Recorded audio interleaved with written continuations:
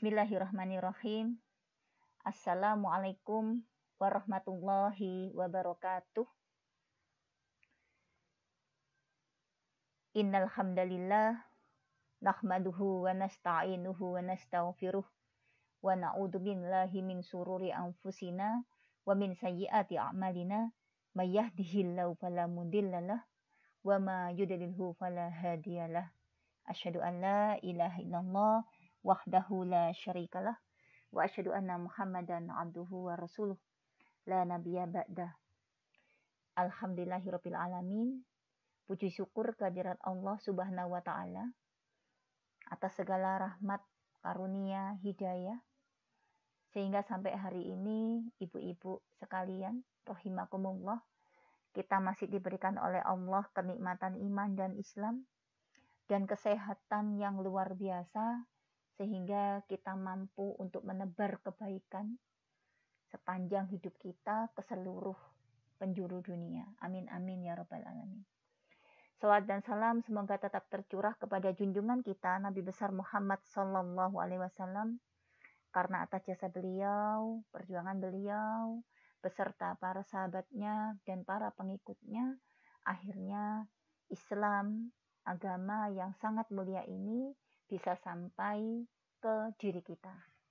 Alhamdulillah ibu-ibu, hari ini tema Majlis Taklim kita malam ini adalah tinjauan Islam terhadap miras.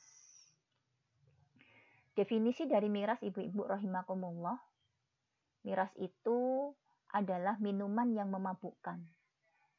Fungsinya dia bisa menghilangkan kesadaran dalam semua jenisnya. Baik minuman itu dibuat dari anggur, dibuat dari gandum, dibuat dari tape, atau dan yang lain sebagainya.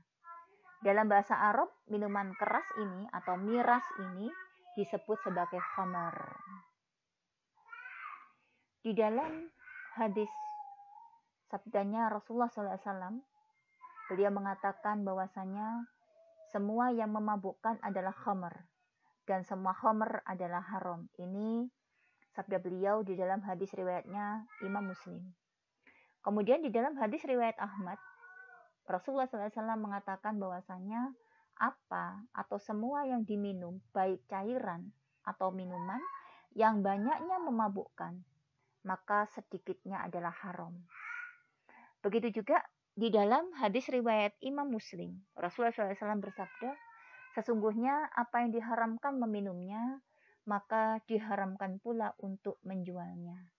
Ini adalah bukti keharaman khamr atau keharaman minuman keras, ibu-ibu rahimakumullah. Ketika kita berbicara tentang industri khamr, sebetulnya siapakah yang diuntungkan? Yang pertama adalah investor miras itu sendiri. Yang kedua adalah pebisnis khamr. Yang ketiga adalah negara berupa pemasukan dari pajak dan cukai minuman keras tersebut. Kalau kita lihat ibu-ibu rahimakumullah, beberapa waktu yang lalu kita mendapat kabar bahwasannya undang-undang tentang investasi miras atau khamr yang tertuang pada lampiran ketiga Perpres ya, itu telah dicabut oleh Presiden Joko Widodo. Sebetulnya dengan dicabutnya investasi miras ini menandakan yang pertama adalah bahwasanya tidak ada investasi industri khamr yang baru. Yang ada adalah industri khamr yang lama. Artinya yang kedua adalah industri khamr yang lama tetap berjalan sebagaimana biasanya. Yang ketiga adalah perdagangan khamr di eceran ya, itu juga tetap jalan. Yang keempat, pedagang kaki lima pun yang mereka menjual khamr itu juga tetap jalan. Artinya apa? Artinya dengan dicabutnya investasi miras ini bukan berarti mengatakan bahwasanya khamr itu dilarang. Tidak demikian. Karena dengan dicabutnya investasi miras atau khamr ini artinya tidak ada investasi atau industri khamr baru. Berarti khamr tidak dilarang, tetapi diatur distribusinya dan diatur produksinya. Kemudian ibu-ibu rahimakumullah, sudah menjadi pemahaman umum bahwasanya dampak buruk miras atau khamr itu diantaranya adalah yang pertama merusak pribadi peminumnya, baik tubuhnya, jiwanya, akalnya, maupun mentalnya. Ini dirusak semuanya. Kemudian yang kedua adalah menciptakan kerusakan pada orang lain. Artinya orang-orang yang meminum khamr itu berpotensi untuk mendolimi orang lain. Baik dia melakukan berbagai macam kejahatan, dia melakukan permusuhan dengan teman atau saudaranya, dia merampok, dia membunuh, dia memperkosa, dan yang lain sebagainya. Tidak ada dampak positifnya. Semuanya adalah dampak negatif. Kalau kita teruskan ibu-ibu, bagaimana dengan Islam? Islam sendiri telah membabat habis khamr. Artinya, mengkonsumsi khamr saja dalam tataran individu itu sudah haram. Jatuhnya adalah sebagai dosa besar.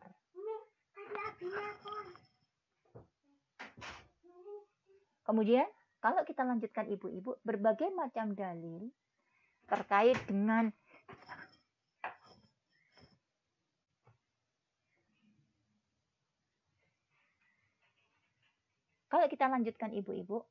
terkait dengan macam-macam dalil terkait dengan khamr ini, kita bisa buka Quran surat Al-Maidah ayat 90.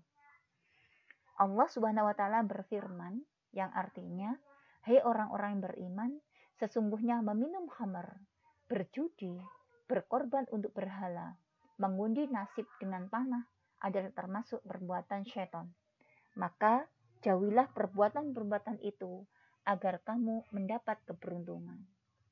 Begitu juga Rasulullah SAW di dalam hadis riwayatnya Al-Bukhari, beliau bersabda, "Dan siapa saja yang meminum khamr, sedikit ataupun banyak, jika terbukti di pengadilan, maka di dalam Islam ia dijatuhi sanksi jilid sebanyak 40 atau 80 kali." Anas menuturkan bahwasanya Rasulullah pernah mendera seorang yang meminum minuman khamr dengan pelepah kurma dan terompa sebanyak 40 kali dera. Dera di sini bimaknya dicambuk. Ini hadis riwayat Bukhari. Kemudian di dalam hadis riwayat At-Tirmidzi, Rasulullah juga pernah bersabda dari Anas bin Malik. Rasulullah mengatakan bahwasanya Rasulullah melaknat dalam hal khamr 10 pihak. Yang memerasnya, yang diperaskan, yang meminumnya, yang membawakannya atau mengantarkannya, yang dibawakan, yang menuangkan, yang menjual, yang memakan harganya, yang membeli, dan yang dibelikan. Semuanya ini adalah mendapat laknat dari Allah dan Rasulnya.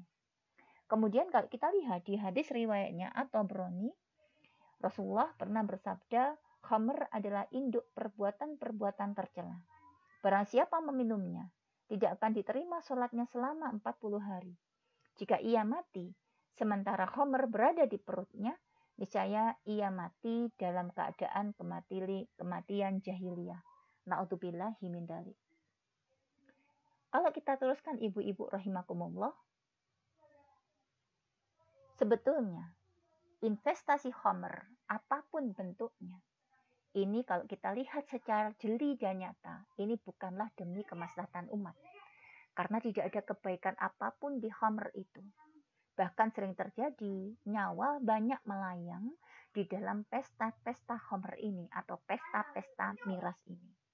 Oleh karena itu, kita bisa membuktikan bahwasanya ketika sebuah sistem dia berakar pada ideologi sekuler, demokrasi kapitalis, maka ideologi ini mampu mengorbankan kemaslahatan masyarakat umum demi kepentingan pribadi. Demi kepentingan pribadi mampu merusak masyarakat.